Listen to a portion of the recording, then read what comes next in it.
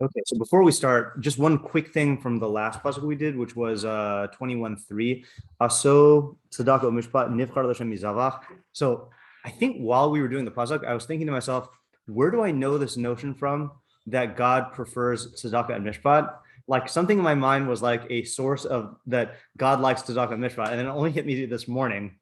Yeah. There's probably lots of places. That's not the one that hit me though. Davening? Yeah, we're in davening. Tefillah. Yeah, we're in tefillah. Melech ohev tzedakah mishpat, you know, right? So I was like, oh yeah, I mean, I know our pasuk doesn't use the word ohev, it says nivchar, but I wanted to point this out because so obviously Shlomo Melech wrote Mishlei in a way where the goal is to get you to internalize the ideas. So the main method he uses for internalizing the ideas is writing the pasukim in ways that like affect your emotions. But there's another step of like how to get the ideas to be internalized, which is to remember to think about them, you know? So the more opportunities you can have to review and remember Mishlei ideas, then the more you'll internalize them. And whenever I find something that I can like anchor a Mishlei idea in, then it just increases the chances that I'll actually internalize it. So if you associate whatever ideas we learned from our pasuk last week, if you associate that to whenever you say the bracha and tefillah of melech ohev tzedakah mishpat, then you'll reinforce it every time you say Shemona Esrei. You know? Yeah, exactly. Yeah, tiny habits. Yeah, exactly. You know, so it's just good. And like, even if it's a very simple idea, like it's been what 5 days since we did that pasuk class, and like I don't remember all the particular ideas, but let's say even the idea that all of the like religious or ritual mitzvahs that we do, akin to the korbanos, are just a means to the end of shleimus ha'adam, of perfection in terms of your mind, in terms of your societal relations. Even remembering that idea, and like when you say God loves that, meaning God loves you, God loves when you are striving to achieve the actual values that he has, which is human perfection, rather than just using the means without thinking about the ends. Like that idea can be valuable if you think about it 3 times a day, you know? So whatever idea you like front load into that phrase of ohev tzedakah mishpat, if you just bring it to mind every time you daven, it just reinforces it every day. So I just thought I'd mention that so we can all do it. Yeah. Okay, so new pasuk. Mishlei chaf aleph daled 21:4. Rum inayim urachav lev nir rishayim chatas. Kind of a difficult one to translate. We can pass that to Ellie. So how are we translating this? Make it bigger. I can make it bigger. You want me to make this bigger? Yeah, okay. Ruminaim. Lofty eyes. Yeah, okay, good. Yeah, that's good. Lofty eyes. All right. Uruchav lev. Now, so Ruchav Lev is a difficult one because what do you call it? It's an idiom, you know. So literally, what does it mean? Wideness. And wideness of heart. And I feel like, was it? Gaudiness. That's interesting. How do you get that from wideness of heart? I'm just curious. I don't know. I feel like there's some connection there. Maybe there's like a random off-kill translation sometimes. Or you're just rhyming with hardiness and gaudiness. Yeah. So wideness of heart, I think we are going to need to look at meforshim for, because what do you call it? Like I mean, even I'm most familiar from the Rambam, but I think he uses it differently than we're going to see it here. So let's just put that on hold for a second. Nir rishayim chatas. Okay, nir is a weird word, which is why I put it up here. So nir is a oh, interesting. That's not how I would translate nir. Why is this number 2? Did it not have number 1? Hold on. Let's just go back to All Torah. Nir. Why is it only number 2? I'm very confused here. Like, Kingdom. What was it? Kingdom. Really? I've never heard of that one before. I was thinking like fire earlier. Okay. So that's the interesting thing, right? So you look at it without nekudos, and it looks like a lamp or a candle. And the funny thing is, the Targum says that. Okay, Targum says, hold on. Targum says Shraga de Rashi Echata. Shraga is just a translation of like fire, or light. No one else says that. So I assume that the Targum, like either he has some pressing reason to say fire, or he had a version of Tanakh which had like different Nakudos or something like that. Like it was a mistake, Yeah, Yaakov? This can mean a ton of things. It can mean like a clearing going over a newly broken land, a yoke, servitude, the crossbeam of the loom. Yeah, this is the problem, right? Okay, so does it have a furrow or like ditch? Because that's what I'm familiar with. And if you were in Rapizok here last year, you probably did that also, right? For a chofer, I think. Okay, fine. So let's just translate. Yeah, right. So I guess the primary usage is relating to plowing. So either according to Al Torah, it is the fallow ground, which is or untilled ground. Okay, and then according to my understanding, it means davka, the thing that you have made furrows in, like the thing that you have plowed. Okay, so let's go like this: unplowed ground, okay, unplowed / plowed, so that we can like keep it flexible, of the wicked is chatas. Now here, how do you translate chatas? What's your inclination? A sin. Sin, right? Okay, not sin offering, right? We usually think of chatas as a sin offering, but I think here it means sin. Yeah. Okay. So lofty eyes and wideness of heart, the unplowed ground of the wicked is sin. So let's now just look at the Mitzudas ציון, who's going to help us out here. So Mitzudas ציון says near inyan harisha. So near means oh, sorry, you know what? Mitzudas ציון is not going to help us. Well, whatever. Near is inyan harisha. It means plowing. Near. See, that's where I know it from Yirmiyahu. Plow for yourself a furrow. Okay, he's not saying unplowed ground for yourself, unplowed ground. That just doesn't make any sense. Mushal al hamachshava la lashon harisha. Okay, so this is a weird thing in Hebrew, in biblical Hebrew. Words that have to do with digging also mean thinking. Okay, so choresh means to plow, but it also means to think. Okay, near means to plow, but also means to think. And then there's one more. Chofer means to dig and also means to think. Is there any word in English that like we have digging and thinking as the same thing? I feel like there is one, or like an yeah, when people just say dig down deep, right? When they try, yeah, that's for like searching for something. Oh, but that's probably what it is, right? Searching for something. You're probably like trying to like go beneath the surface. Yeah.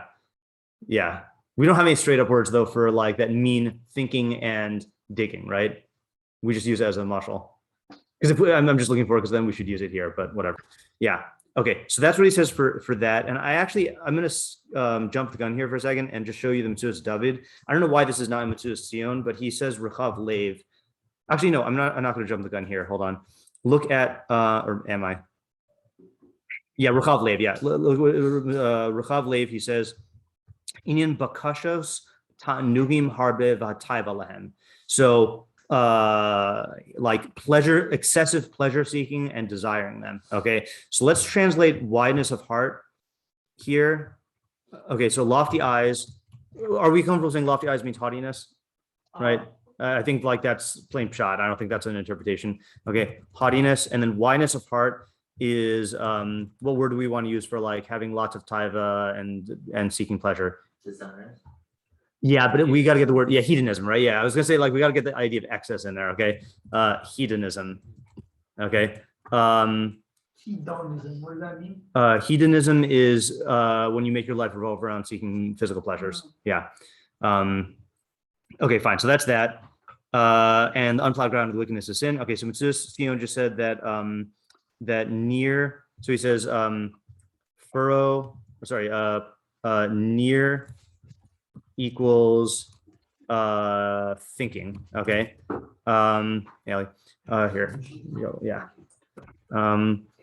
Okay, so Sadia Gaon says min hamiyuchad l'rashayim b'chata'ehem rum ha'inaim u'rachav ha'leva. It says the specialties of the sins of the Rashayim are haughtiness of the eyes and wideness of the heart.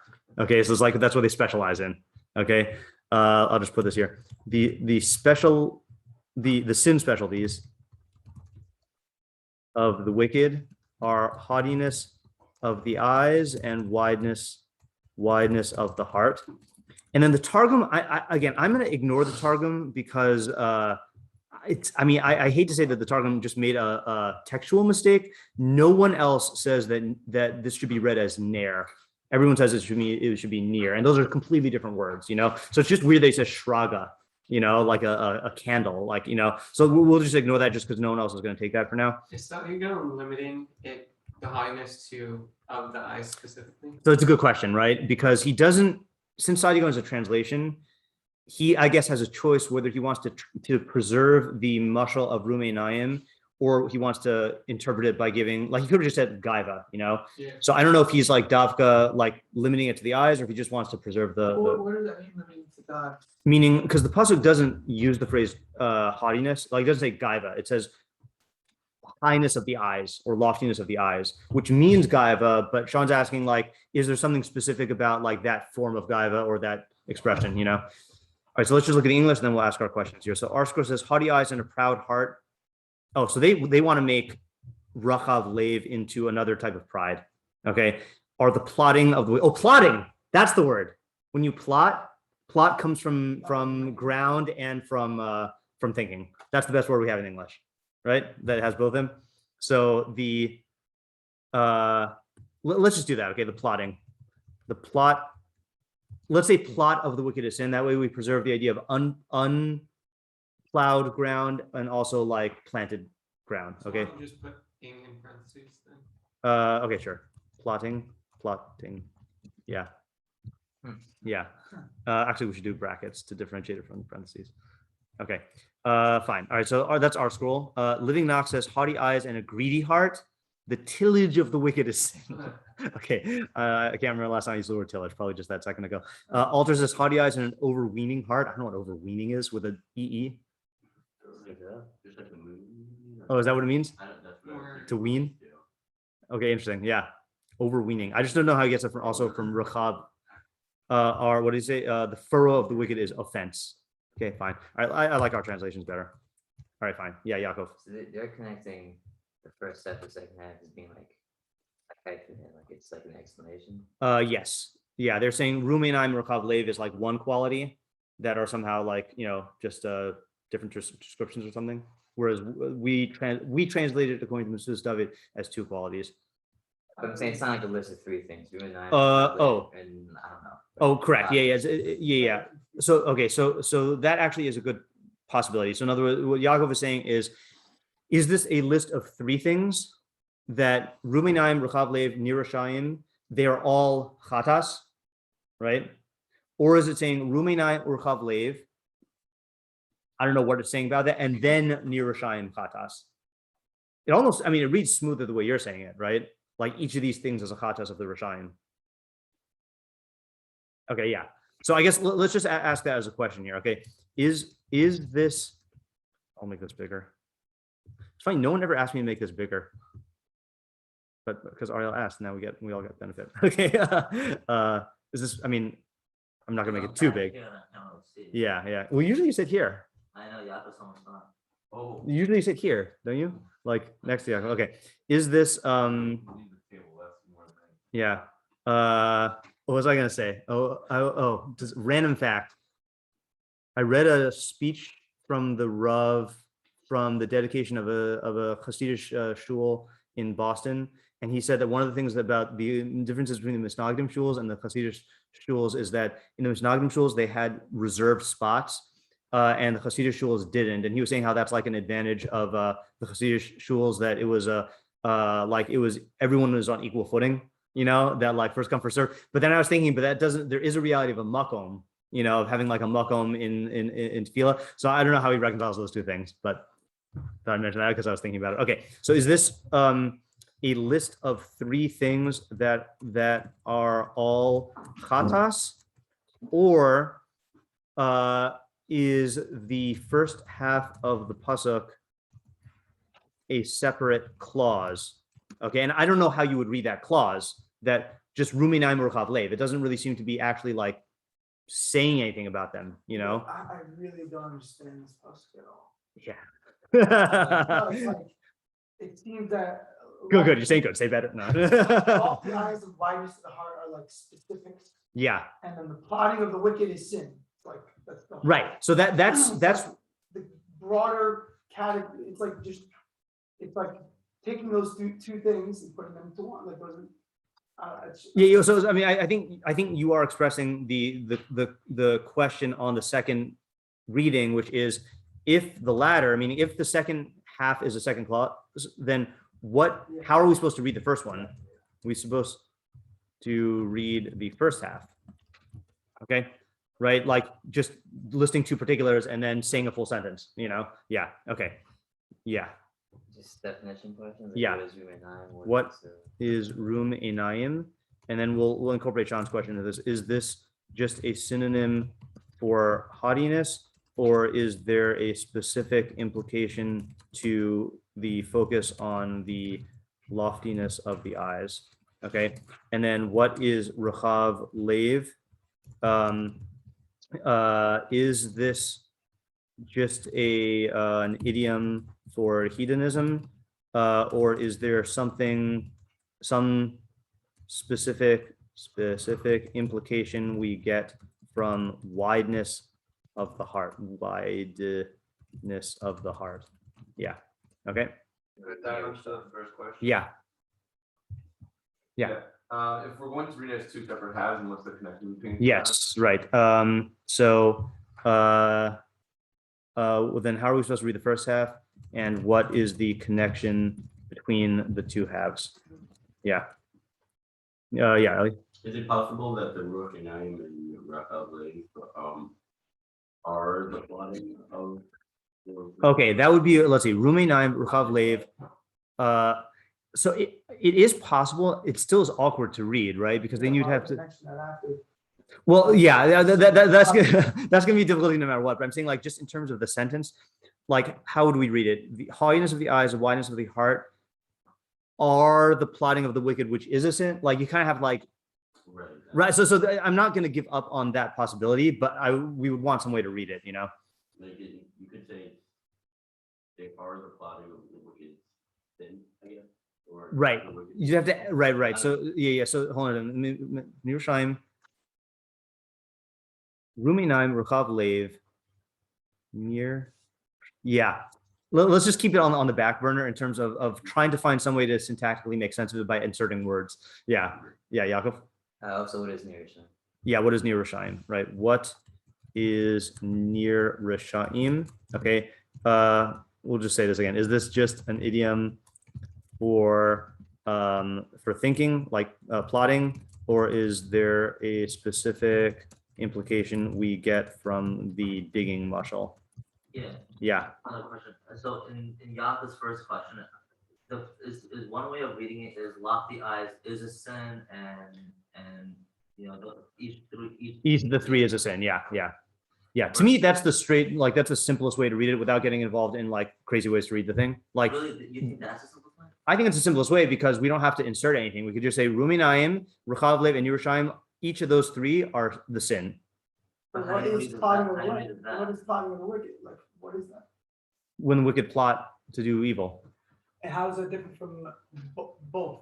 Well, haughtiness is a midah, right? Okay.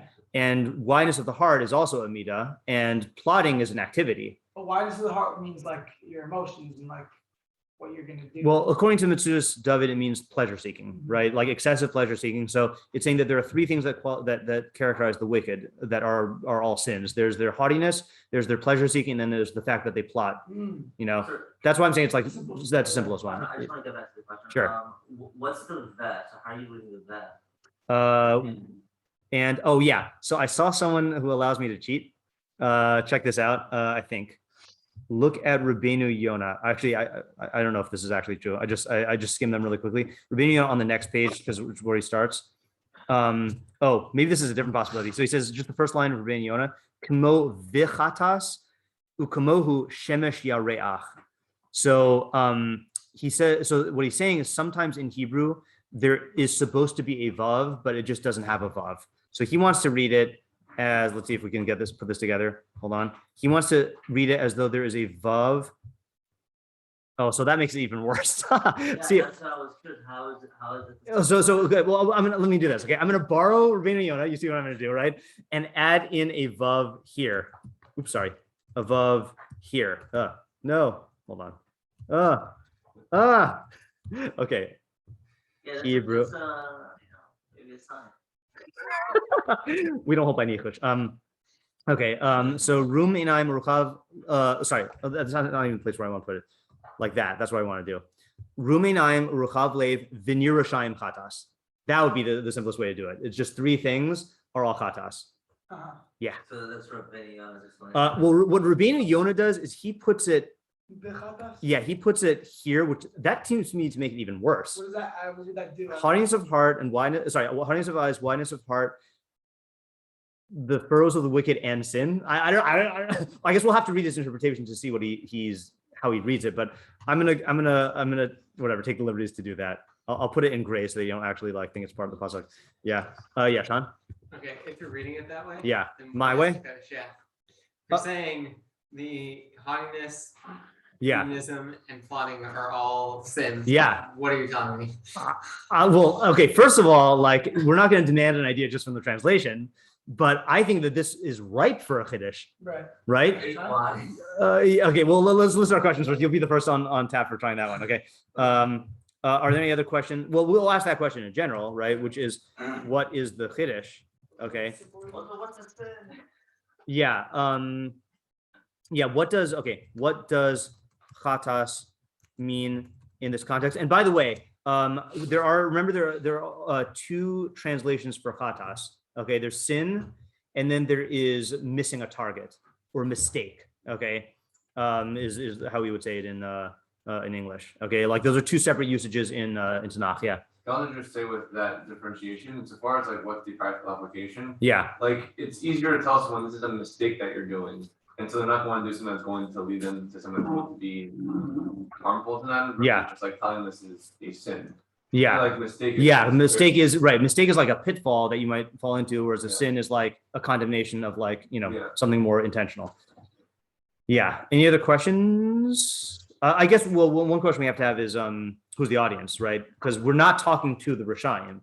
Okay, that's an assumption in Mishlei, by the way, which we talk about a lot on Monday night, but I don't think we talk about it a lot here. Is that Mishlei does not talk to Rishayim typically because they're beyond hope. So it's either talking to someone who is on their way to becoming a Rasha, or it's talking to someone who's it's warning them about what Rishayim do. No, notice that this paragraph doesn't really talk about Rishon definitively an Yeah. Our it wasn't until we spent a year on Parak Aleph or Parak Yud that I didn't realize how the whole first part of Mishlei, Yud and Yud is all about tzaddikim and Rishayim, whereas the pasukim we do in this morning shiur are much more varied in their topics. It's not like one sugya that we have been, So a mythological question on that is, do you have the right to assume whether or not the person's talking about a tzaddik or Russia? In our pasukim here, you mean? Yeah, based off of this over here. Yeah. It could either be Excel or what's the other one? Avil. And Russia or side. Yeah. Obviously, on that side where. But Yeah. You know what I'm saying? Based off of what the pasuk is saying, it's almost very intuitive that it has to be something more person. Yeah. It definitely is. You have the right to theorize. I mean, but yeah. And I think the fact that the context does not, the surrounding pasukim don't focus on one topic means that we have more leeway to theorize. Yeah, Sean? Can I propose another way of reading the? Yeah, sure. Why not? Layer it on. Right, haughtiness and hedonism, plotting evil people's sin instead of having the. Plotting evil people. So you're making the near into a a description of the Rasha. Yeah, right. Because then you don't have the. Okay, Which I so think was tripping us up as well. Yeah. Okay. So I'll tell you the my objection. And again, I don't know if I have enough grammatical standing to defend myself, Okay. but chatas is a noun, right? So if you want to make it into a verb, I don't know if that works. Now maybe you could still salvage the way you're trying to read it by saying it's a Right, It's now, just the nata after or wave makes what we're saying as like three things, yeah, choppy. yeah. I acknowledge that. Yeah, So, and that doesn't necessarily need to be, there is no like the in the pasuk. all right, so I'll list this here just as as another possibility. Sean's SHA. oh, sorry, yeah, all right, sorry. No, I know that my one of my best friends' names was Sean growing up, so I always just do it the other way. But yeah, Sean's dubious reading, okay, which is haughtiness of just say whatever, lofty eyes, wide heart, and and wide heart, right? And wide heart, and then like that, something like that, like the how did you translate the near Rishaim? Plotting Rishaim sin. Plotting Rishaim sin. Yeah. Okay. Yeah. Okay. So you wanted to propose an idea for the list of three, right? By reading it as a list of three, or do you not know how you want to read it yet? I have no clue. I think that's what you were responding to. Yes, no, I remember he asked what's the Kiddush, and you said I think. Yeah, but that was on that reading, right? Of lofty eyes, wideness of heart, and the plotting of the wicked. All three are a sin. Yeah, you don't have to limit yourself to that. I'm just trying to remind you what. Yeah, I know, wait a little bit. Oh, okay. Another question is, it's a sin of what?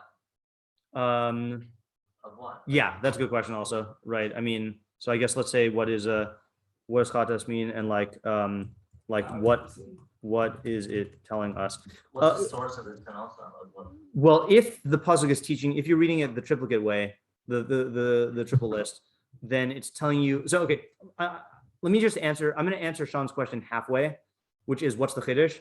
So the chiddush to me is that okay, I'm going to put you on the spot. Okay. Yeah. But it's not- Yeah. Based on everything we've done in chapter 10, Yeah. what would you say is like the outstanding quality of the Russia, the thing that makes him the most of Russia? He undermines the system. Right. He undermines the system, right? And of these three qualities, where would you say that stems from? Would you say it stems from his haughtiness, his pleasure seeking, or his thinking? Probably. Or like his plotting, I mean, probably his haughtiness, right? Is that's he views himself as above the system. Yeah. He's power seeking. So to me, the chiddush is a huge chiddush, which is that these two other qualities are on par as being the Russia's chait. Oh, you're learning. So you're learning. Did you add what?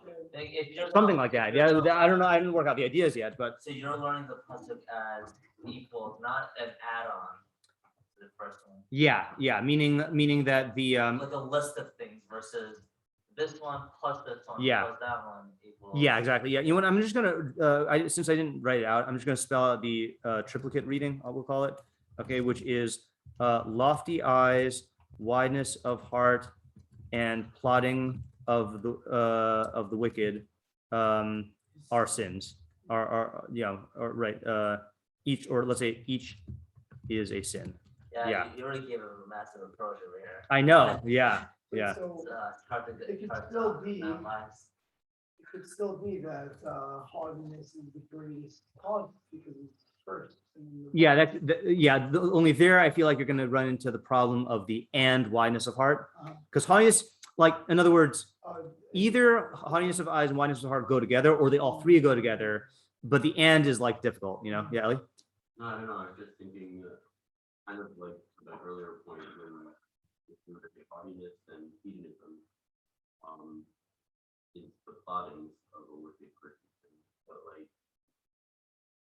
as opposed to someone else's sin, like a Benjamin or other. who Right. then wouldn't necessarily be based off the. Okay, that's a good approach, right? Let me just process that for 1 second. So haughtiness of heart and haughtiness of eyes and wideness of heart.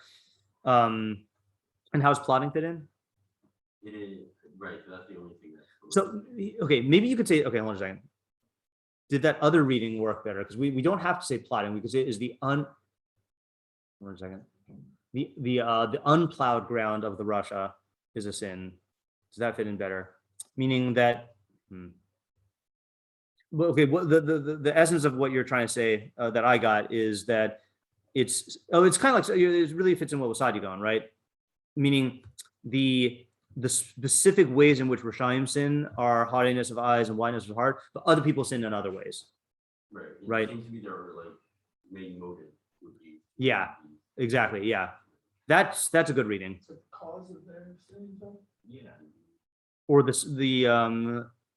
well, you could say cause, or you could just say the categories of sin in which they do are either going to fall into pleasure seeking or haughtiness. Driving for. But these Right. themselves are not literal sins. They're just bad meaning. Right, exactly. Yeah. And that's a good question also, which is for what is the khatas? After all, the two things mentioned in the first half are not technically sins.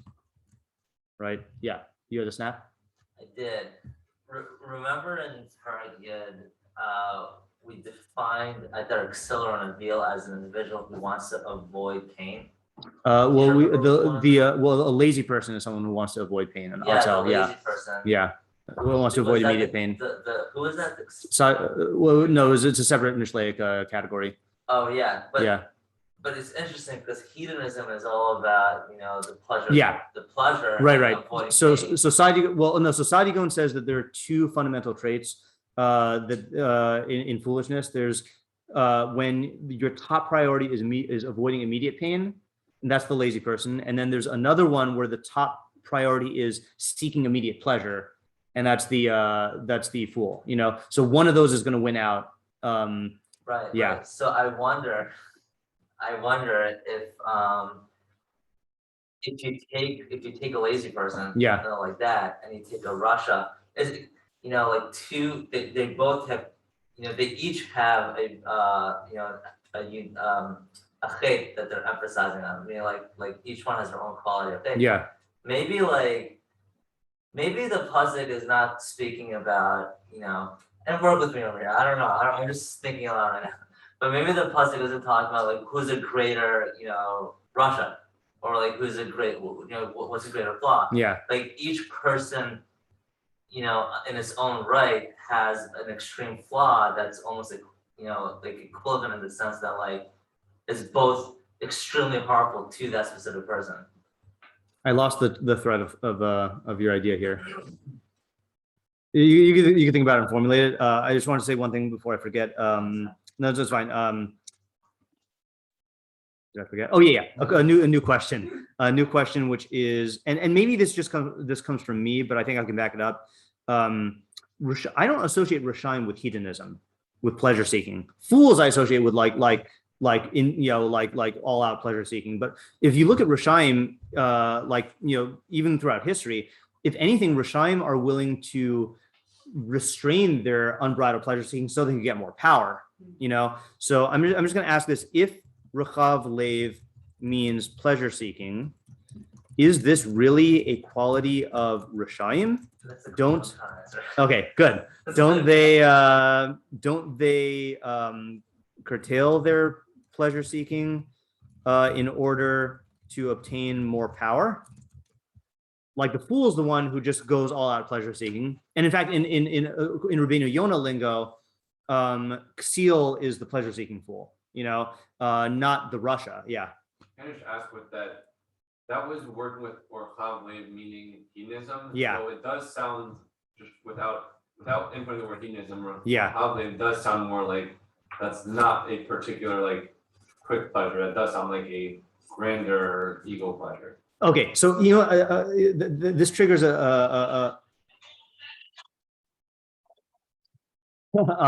this triggers a possibility in my mind, because what's the word for haughtiness that involves the word lave in Tanakh? Say again? Gova lave, right? So it is interesting.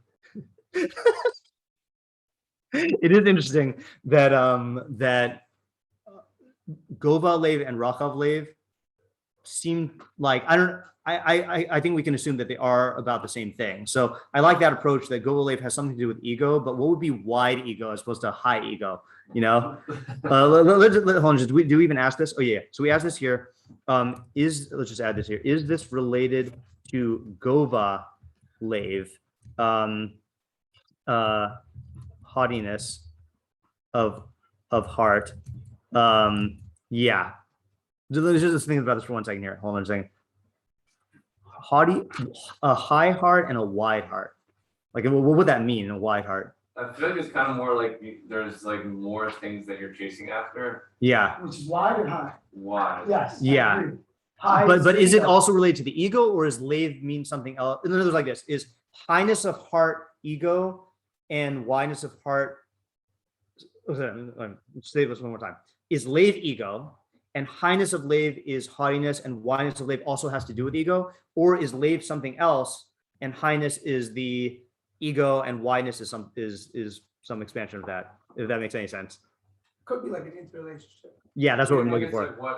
like okay, yeah, maybe it's like what you will like put under your things that you take like ego pride in or other things like that. Yeah. So maybe it's just kind of like the wide casting of your ego net Yeah. versus just like how much is actually like in there, but just like it's I hear that. I hear that. You know, it's funny. Okay, well, all right. Maybe I'll save that for tomorrow. It reminds me of a Freud thing, but okay. Yeah, Sean. What was the reason why we had to translate chatat not as like an atoning thing? Oh, we didn't have to. It's just that it does not seem like this is a korban chatas Okay. here. You could if you wanted to. Correct. Okay. Meaning, Because I yeah, would do it as haughtiness and hedonism, right? These are bad things. yeah, But the unplowing, meaning when a person doesn't act on like they don't like try and unearth these pleasures, yeah. right? That is an atonement for the Rishai. Interesting. Okay, I'll support you. Why might we? I'm just going to reverse what I said before. Why might we translate this as an offering?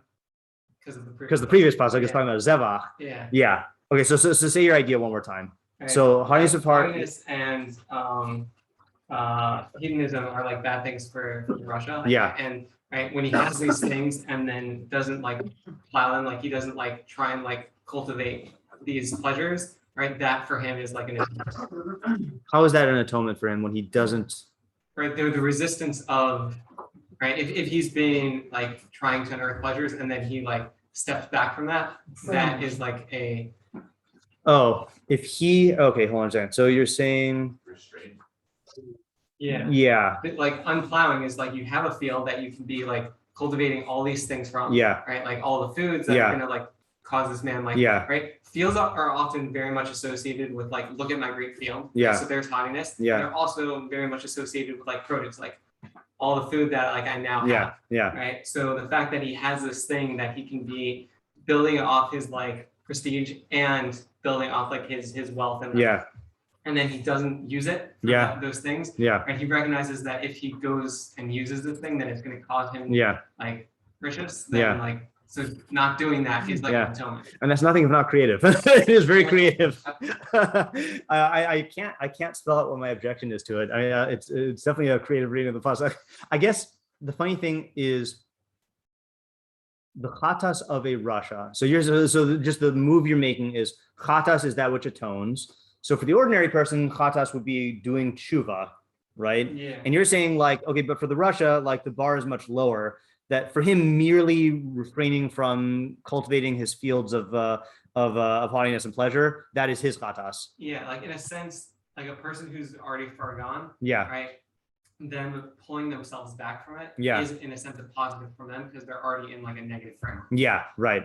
But for like the average person, Yeah. right? Yeah. Pulling yourself up from like doing Right. a bad thing is Yeah, yeah, it's a radical idea. I got to think about that one. It's not. Yeah, it's a radical idea. I think. Yeah. What's my objection? My objection is not about the reading, by the way. My objection, I think, is about the maybe it's the notion of a scalable chatas, which is not even an objection to the concept. Like I agree that like for a person who is in an extreme state of evil, then we encourage you to like start the tshuva process by taking like one step back as opposed to the full thing. Maybe maybe you don't have to say it is an atonement, Yeah. right? But like it is like the real first step of atonement. and, Yeah. like, that's the hardest part. Yeah. Is like getting out of your habits. right? Yeah. Once you get out of your habits, it's a lot easier to then move on to like Yeah. actually doing tshuva. yeah. And so that's like he's saying in like essence. Yeah. It is like a Okay, I intriguing idea. I want to think about that one a little bit more, but yeah. Ariel, you got it? Yeah, I want to just go back to what I'm trying to say. So for now, I don't know how to answer the plotting of the wicked. Yeah. I'm just gonna leave that alone for now. Yeah. But maybe you could say that the pasuk is coming to highlight individuals who may have different chatan specific to themselves. Okay. And he's equating them, not because one may objectively be greater than the other, but he's specifically taking the individual himself, meaning like that specific hate to him can be equatable to maybe a lesser objective hate to another individual. Right. So that's also taking the side you own Yes and approach no. for well, it's saying he said, because he was trying to answer the question of how do you read the first half into the second half. So he's saying the things that are miyuchad l'rishayim, the things that are specific to the rishayim are hardness of heart or hardness of eyes and blindness of heart. But your question on that is like, but what about the hedonism? Like, he doesn't necessarily, he can sacrifice his, so that's what that's why I'm like not really married to Sadiq's Yeah. translation so Yeah. much because of that. But for someone who's a Russia, he's a hot individual. That is his like major crime, right? For Right. him. Yeah. And it's destructive to him, right? Yeah. But someone who's lazy and someone who loves hedonism, for him himself, that may be objectively, I don't know if it is, but that may be objectively lesser of a crime than being haughty or whatever. But for him himself, it's completely destructive, and that could be in the same level of destruction as someone who's haughty in his own world. I see. Right. Yeah. It's funny how a lot of these possibilities we're suggesting float around the idea of like a relative, like a relative weighing of these sins specifically for the Russia. Like your idea and your idea both kind of like have to do with that. But I'm trying to answer the last question. Last question. Is this quality of Roshaim? Yeah, I feel like one thing I should probably do is look up the phrase Rachav Lev in Mishlei and just see how he uses it in Mishlei in general. Yeah. I want to answer that last question. Yeah. Instead of, I don't know, I really. Go don't ahead. understand what you're saying, Yeah. but I want to say that it's not that it is the quality of the Rishon, Yeah. but that it's a cause Okay. of the Rishon, So of becoming a Russian. of becoming a Russia. All right, that's an interesting thing, right? So I'll support you, okay? Which is that there are two paths to becoming a Russia. Okay, one is haughtiness, the other is pleasure seeking. Both of those are the tilling of the soil that will lead to developing into a Russia. And so the haughtiness is the pashut one, right? Is that people who seek power very easily can become Rishaim and like like lord it over other people and take advantage of people. But pleasure seeking also, we'd have to explain how that works, but that would be the chiddush according to you also, right? Which is that pleasure seeking is a path to becoming a Russia, not just becoming. In other words, you might have a havamina that pleasure seeking will just result in, if anything, in just becoming a big fool, a Mishlei fool. But it can actually make you become a Russia. Do we have an example of this about how pleasure seeking could make you become a Russia? I don't know. Yeah, that's actually a good example, right? Like Esav, or in people who are striving to. I think one common. Well, so that's pleasure seeking. Let's say I put Esav and like the people at the Mabul in the same category. They just want pleasure, and there's a certain point where your desire for pleasure overrides the way that you treat other people, or the way that you like you'll like people in the Mabul were like forcibly taking other men's wives, like that was out of pleasure. That wasn't out of haughtiness, but they just, take that. Or let's say a more common one, I think, is you want pleasure, and the way to get pleasure is through money. So you end up stealing from people, you end up harming people, so that will make you become a Russia. And it doesn't look like it because you don't view it as evil. You just view it as a quantitative extension of the type of pleasure seeking that we all do, but it causes you to like violate justice in order to get that. That's good. That's a good approach. So we got one good approach at the end for today. Okay, we'll have to come back tomorrow and like see if any of these other approaches develop. We've tilled the soil for that, but let's just, yeah. I guess any of those. Yeah, exactly. Yeah, right. Even without it, I mean, Yeah, that's a good example, David, also, right? Pleasure seeking. So let's just do the 1 minute, the summary of what we have here, which is there are two paths to becoming a Rasha, which are the hate that you plant in your, that you till your soil with, whatever. I don't know exactly how to work out the second thing. One is haughtiness of heart, where you seek power. The other is rachav lev, where you seek pleasure. And those can both lead you to overstep your bounds in terms of justice and become a Rasha. It's still even a question of what the second part of plus is. No, I think it fits in really well because it's saying, because the mashal in the second half is near means basically what you do to a field to prepare it for planting. And that's what you're saying is that if you ready your field through haughtiness of heart or pleasure seeking, that will sprout into a produce of Rashayim, of becoming a Rasha. Yeah, so that works out. Good. Can you tell me the numbers? Yeah, sure. I'm gonna have a consult with Okay. my consultant. Yeah, sounds good. Yeah. Like, could you say explain Have the a- second half? The second half is the plowing of the. So okay, here's how I would say a near for produce is furrows, right? Meaning if you want to have a field that makes produce, then you plow it, right? A near for Rashayim is these things. How does chatas fit in? I don't know. Yeah, unless it's saying that the chata, these two chataim are the near for Rashayim. I have to work it out, but I like the idea. I like Aaron's idea. Okay, all right, let's stop for today. Thank you. Yep. Thank you. You're welcome. Here's redemption.